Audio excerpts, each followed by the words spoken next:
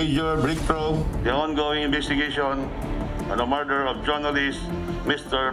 Percy Lapid. It is with great pride to inform you that the gunman in that incident is already under our custody.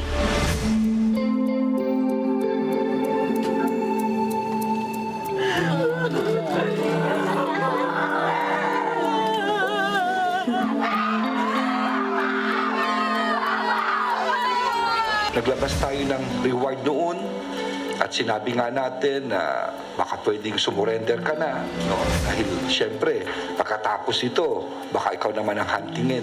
Itong umagang to, gusto ko lang ikumpirma na nasa kustodeya na ng PNP. Itong suspect na ang pangalan ay Joel Estorial. Siya ay of course ay taga Quezon City.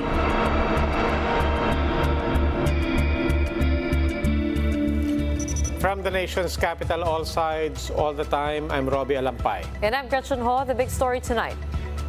The alleged suspect to the killing of broadcaster Percy Lapid has surrendered to the police.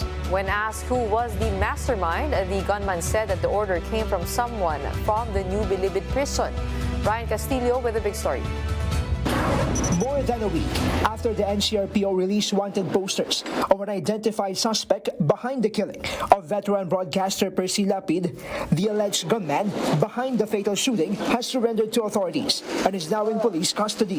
The suspect was identified as Joel Estorial, a 39-year-old resident of Quezon City. Natakot po ako. Tsaka nakonsensya po sa paggawa kaya Percy Lapid po. As part of his surrender to the law, Estorial submitted an extrajudicial confession detailing his involvement to the crime. He admitted that he was the one who fired a shot that killed Lapid on the night of October 3. Kasi po sir, yung ano namin po doon usapan, kung sino po ang matapat doon sa kay Percy po, siya po ang babaril. Nagkataon po natapat sa akin. Estorial also identified 3 other suspects in Lapid's killing. Edmond and Israel de Maculangan serve as the lookouts, while a certain Orlando alias Orly was the rider. Police are still after these 3 identified suspects. Mas mabuting sumuko na rin kayo. Dahil talagang naramdaman niya mismo na delikado ang buhay niya. At kung ano rin baka ang mangyari sa inyo. Estorial also revealed that the order to take down Lapid came down inside the New Bilibid prison. However, he did not name the mastermind in the killing. He also admitted they were paid 550,000 pesos, where he took 140,000 for his share. According to Secretary Abalos, the ballistic examination conducted matched with Estorial's gun as well as the gun shells that were found in the crime scene. Mahirap kasi magre-rely ka sa confession lang. Baka mga sabihin nyo, fall guy ito or what. But of course, what is important will be the evidence itself, the forensic. That's very important in court. And the forensic matches, everything matches. Reward for information leading to the suspect's arrest had reached 6.5 million pesos. Abalos says they will be discussing what to do with the unused bounty. Meanwhile, Estorial will remain in custody of the PNP while the investigation and manhunt operations against the other suspects continue. For News 5, Brian Castillo, we are One News. Here to give us their reaction on the latest update on the Percy Lapid case. We have with us on the line Roy Mabasa. He is a veteran journalist and brother of Percy Lapid. Good evening and welcome to the big story, Mr. Mabasa. Robbie, good evening. No, I just have to, to be very quick because I'm currently inside the police, Las Piñas police station. Because this morning I requested a confrontation between the family and the alleged gunman of my brother Percy. So I'm now here and we will go to the scene of the crime to conduct a walkthrough of what happened on the night of October 3. So we are now about to go out from the station and go to the scene of the crime. Probably I can get back to you and give you more information about what will happen in this activity. Oh, sige, pero maraming salamat po. But while we have you, for whatever time you can spare, how do you feel about the investigation and these developments so far? We still have a lot of questions, Robbie, and specifically on the the person that they who supposedly surrendered to the police. We will raise that question when we go through the process of this tonight. In fact, with me right now are the top brasses of the Philippine National Police. That includes the District Director of the Southern Police, and I think General Stomo is also coming here from the NCRPO. Sir Roy, the suspect said that this was ordered by someone from the New Bilibid prison, and it seems meron po bang history si Percy regarding yung mga former newscast po niya or commentaries po niya that would have led to this order? I cannot tell you that right now kasi I was told that the middleman is from the Bilibid, but hindi nga rin matukoy pa ngayon kung which Bilibid are we talking about. But definitely, yun yung sinabi nung gunman yung sa confession niya. And we will hold on to what the police are telling us right now. Pero ang importante rito, magkaroon kami ng confrontation with him, makita namin yung kanyang mannerism, yung kanyang features, because a lot of questions have been raised this afternoon tungkol dun sa yung kakikilanlan nitong suspect. But I promise to get back to you as soon as we finish this. Paalis na kasi kami. So, thank you for this opportunity siguro. Thank you. Thank you. Maraming salamat po sa oras po ninyo, and may we get down to the truth of the matter of the case. Thank you, Roy Mabasa, veteran journalist and brother of Percy Lapid. Meanwhile, transport groups are batting for a jeepney surge during rush hours to offset the rising cost of fuel. Here's the report. As prices of fuel continue to skyrocket, many PUV drivers have yet to feel any relief from the approved fare hike increase. This pushed some transport groups such as Pasang Mazda to ask the LTFRB to issue a surge fee, especially during rush hours. For the case of jeepneys, this is a 1 peso fixed rate. The surge fee proposal includes a twice per day window hour, from 5 a.m. to 7 a.m. and from 5 to 7 p.m. Since yan ay rush hour, nagkakos ng traffic, mag-charge ng additional na 1 peso. Malapit at malayo at para naman makaagwanta ang ating mga driver. Traditional jeepney fare costs a minimum of 12 pesos, but despite the fare hike, many drivers are still not imposing the new fares pending the release of Matrix. Hindi talaga ako nagtaas kasi bawal nga magsingil ng 12 dahil wala nga yung Matrix. Pagka nagbabayad sa akin ng buo, susuklian ko ng 9-11 lang. The LTFRB admits that many drivers have yet to apply for a new matrix. So far, only around 30,000 of the total of 247,000 PUV drivers have applied for the matrix. That is why an executive of the board recommends deferring payments for the fare matrix. Pwede naman pong yung payment po ng fare increase po pwede po sa ibang transaction na lang po para po makapag-avail na lang po sila ng fare increase. So, 50 pesos na lang po yung kanilang babayaran. The League of Transportation Operators approves these. Hirap na hirap mag-ipon dahil talagang yung kinikita ngayon, totoo na dumami yung pasahero namin ng mga pampasaherong jeepney, ang mga minibus, yung mga modernized. Kaso, kinakain lahat nitong fuel ng yung diesel consumption namin. Yun yung umuubos. But until this proposal gets approved, those caught charging higher fares without a matrix will be fined 15,000 pesos. For News 5, Camille Samonte, We Are One News. After the break, we'll speak with Rolando Tambago of the Pork Producers Federation of the Philippines regarding fears of pork prices climbing to as much as 500 pesos per kilo. That and more when the big story returns. Keep it here on One News.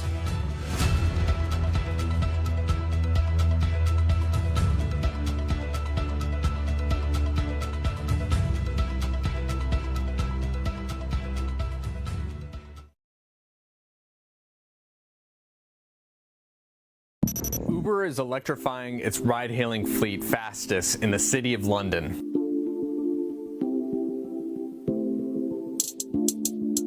Uber has had as tumultuous a history in London as perhaps any other major city in the world.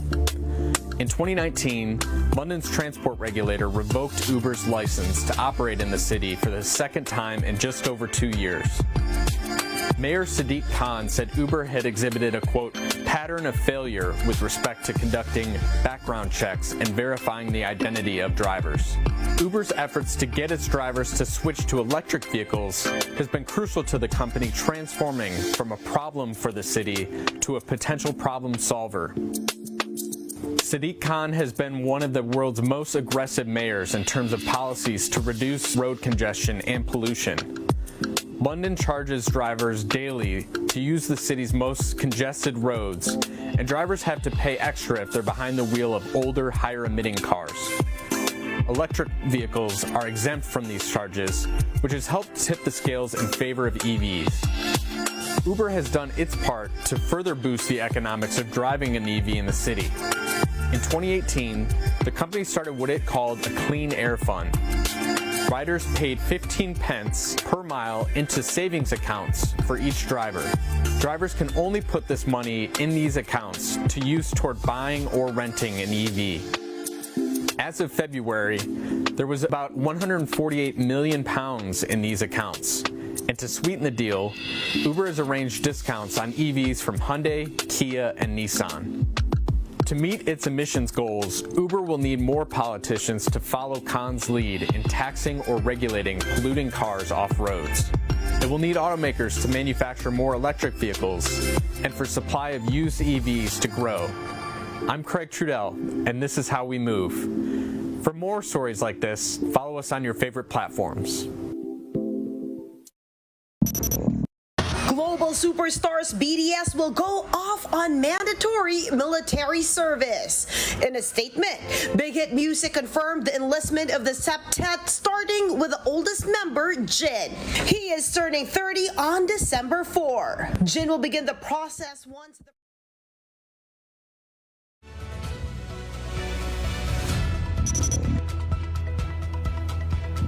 You're watching the big story here on One News. Pump prices are up for a second straight week following production cuts in the global market. Effective today, diesel prices have gone up by 2 pesos and 70 centavos per liter, while gasoline is more expensive by 80 centavos per liter. Kerosene prices also went up by 2 pesos and 90 centavos per liter. This latest round of oil price increase comes on the back of OPEC announcing a major cut in production. Officials in Parañaque see sacks of mishandled and unsanitary meat in a series of inspections today. Meanwhile, one group warns that pork could be more expensive due to imports and a dwindling local industry. Josh Camo with the story. Officials from the Parañaque Veterinary Service Office had no choice but to have this frozen meat stall closed. Apart from dirty floors, roaches were seen crawling around and the meat supply was not stored properly. Actually, sobrang dumi, di ba? It violates yung sanitation code and ang ating meat inspection code of the Philippines, and mishandled po yung mga karne. Overloaded, bagsak sa temperature, and hindi maganda yung pag-manage nila ng housekeeping nila. The owner of the meat stall admit lapses on her part. As a result, meat inspectors confiscated the mishandled supply. They also found out the store's permit indicated that it was operating as a bakery and not as a meat shop. It's the same scene over at the Huerta public market. Authorities had to seize supplies of fresh meat that had no proper certificate and were clearly mishandled. Kaya namin ito nasita dahil mayroon siyang mga alteration, incorrect na entry, tsaka mali na entry sa kanyang meat inspection certificate. And at the same time, hindi rin hygienic yung handling ng mga karne, marumi, and wala rin silang meat inspection certificate. While local officials face issues on sanitary practices in wet markets, one group of hog raisers flagged pork prices, possibly hitting 500 pesos per kilo if the country remains dependent on imports. The National Federation of Hog Farmers noted that currently, prices of imported pork remain elevated at 400 pesos per kilo. Sana yung sinabi nila na 1.5 years ago na binabaan yung taripa, bumaba yung presyo. Ang problema, hindi po total, di rin naman po bumaba. Mataas pa ang presyo, mas mahal pa sa local. Sana po ngayon, baka na-stabilize na po namin ng konti yung ating presyo. Still, The group is confident that it can supply the country's pork requirement, even if the holiday season draws near.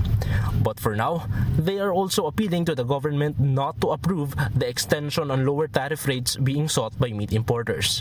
The group believes that if this happens, more local hog raisers will be forced to stop business, as they will be competing with imported supply. For News 5, Josh Camo, We Are One News. To talk to us about concerns over the pork industry, we have Mr. Rolando Tambago joining us via Zoom. He is the president of the Pork Producers Federation of the Philippines. Good evening, sir. Welcome to The Big Story. Mr. Tambago? Good evening, and yes, good evening, and good evening sa ating mga viewers. Kamusta po ba talaga ang supply at saka yung projections nyo sa market? Totoo po ba talagang aabot ng 500 per kilo? With our projection, we have a lot of supply from local, and it is not possible that or hindi totoo yan na mangyari ang 500 per kilo by during the season ng Pasko, kasi we have a lot of production from Visayas and Mindanao that's supplying Luzon, and also the imported pork. Kung titingnan natin sa mga cold storage natin, it's all-time high. Comparing, if you take a look at the current inventory of imported pork in the cold storages in major centers, no? Nasa around 100 million kilos. And if we compare that to the same period of last year, which is only around 70 million kilos, so that's 30 million more. So if it did not happen last year na hindi nangyari na umabot ng 500 per kilo, sigurado hindi rin mangyayari yung taon. So we're confident that we assure our consumers that we will try our best na ma-maintain yung presyo natin sa local pork. Mr. Tambago, if the local supply is sufficient, then what would you say is driving the prices of pork up? Ano po ba? Is it the African swine fever, or is it the imports, or the tariffs? Ano po ba yung maipupunto po natin doon?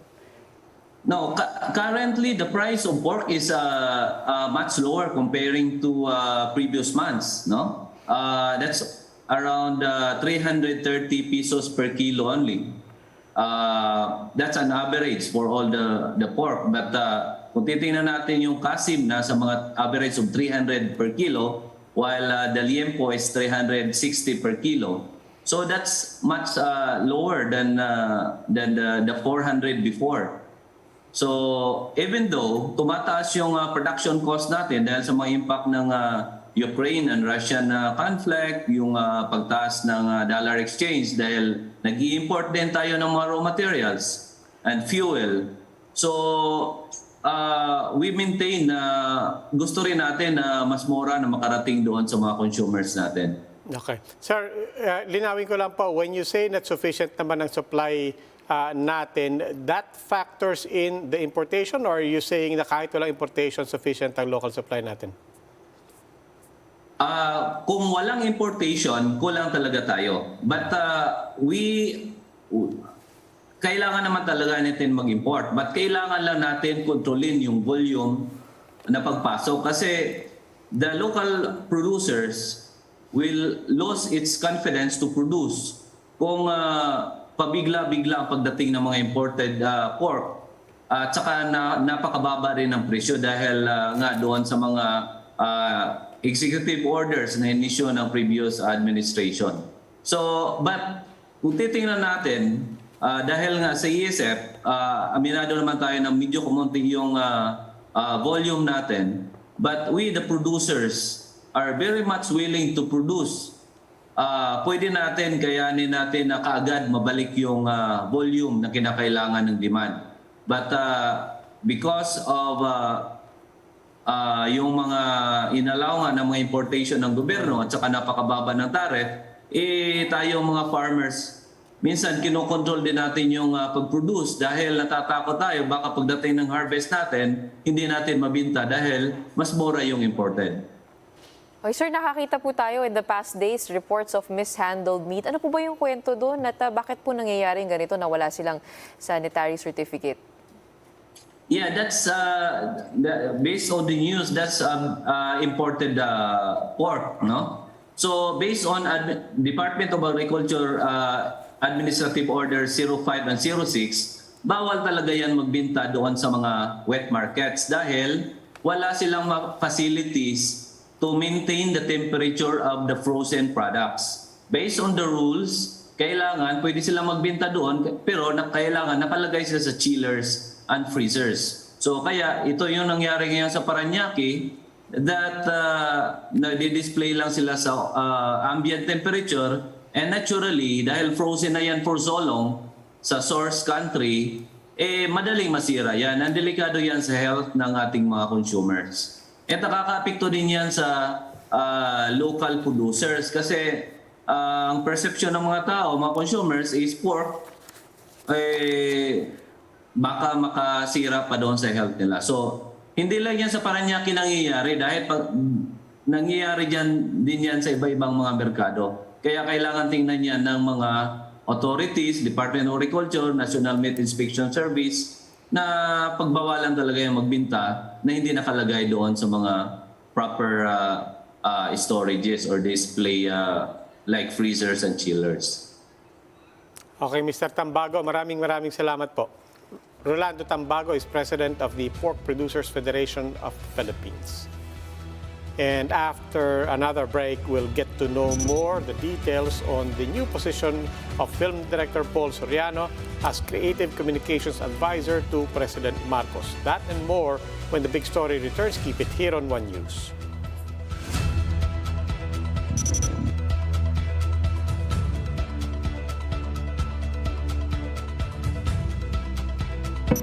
Of the whales and the fish that people saw in my grandfather's documentaries back in the 60s have disappeared from our oceans today.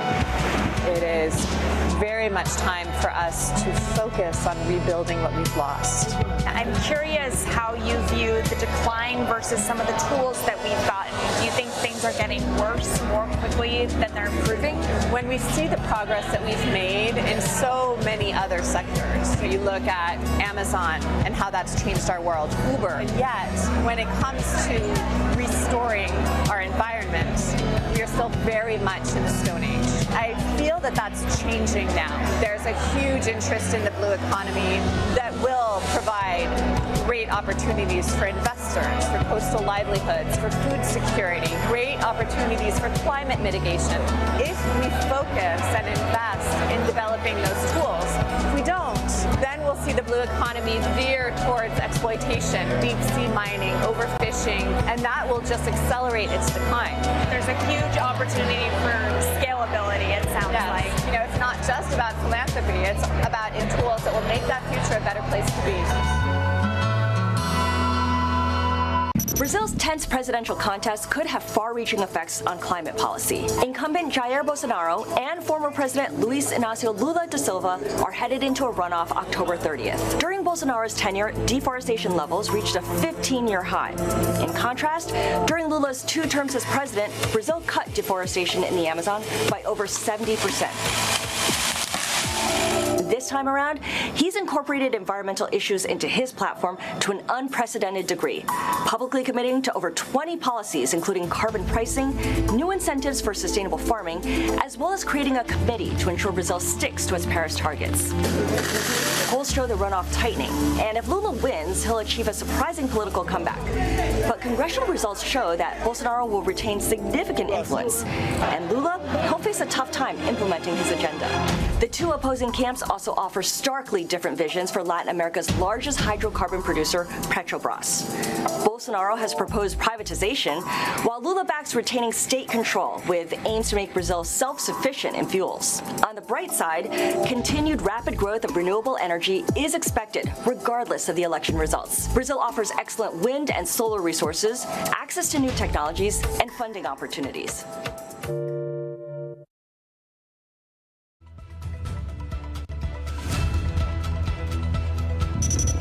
You're still watching The Big Story here on One News. Film director Paul Soriano is now the presidential advisor on creative communications. Office of the Press Secretary Officer in Charge, Cheloy Garafil, confirmed the appointment on Wednesday. Prior to this, Soriano had confirmed that he was offered to become President Marcos Jr.'s new press secretary. Marcos noted that Soriano had agreed to be paid 1 peso yearly for the job. Soriano is the nephew of First Lady Lisa Araneta Marcos through her first cousin, Director Ines Soriano. Soriano is known for directing President Marcos' presidential campaign commercials as well as his first State of the Nation address.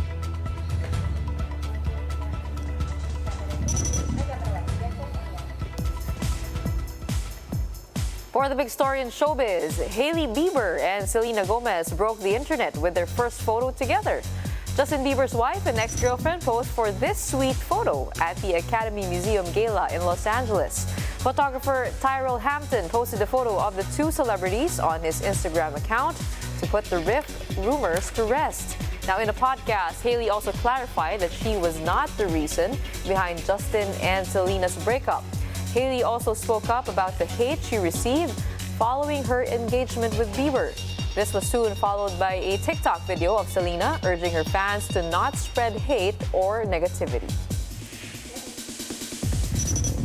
Okay, mag-move on na, no? Okay, mga ganyan. I was never there. Fan kasi ako ni Justin Bieber tsaka ni Hailey. Yeah, I love their relationship and how mature it is. Wala naman palang away. Bata lang kasi sila, si Justin tsaka si Selena. Nasundan ko yun tapos ngayon nagbago na siya, no? Okay, maraming salamat.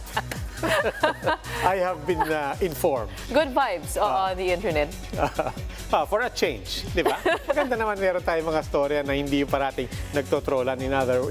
Instead, we're showing that we're healing and bridging people. Creative communications. Anong tingin mo dun sa pwesto Well, why not? I mean, why not? Every government, now in all seriousness, I mean, every government needs that.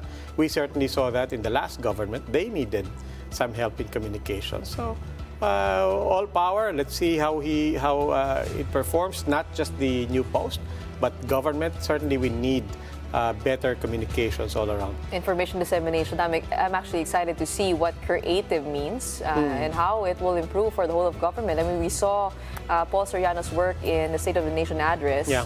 Ganda ng mga shots niya sa likod, sa ilalim. But how that translates to actual government work and policy, we have yet to see. Yeah, that. well, I wouldn't presume to know all about communications these days, but certainly I would imagine that may have implications as well for using social media. Certainly, you can't rely on traditional filmmakers and traditional journalists even to even understand the new platforms. I would imagine when I first saw that title that it covers the full gamut of how things are communicated these days. Well, you have to see and judge his work by his work.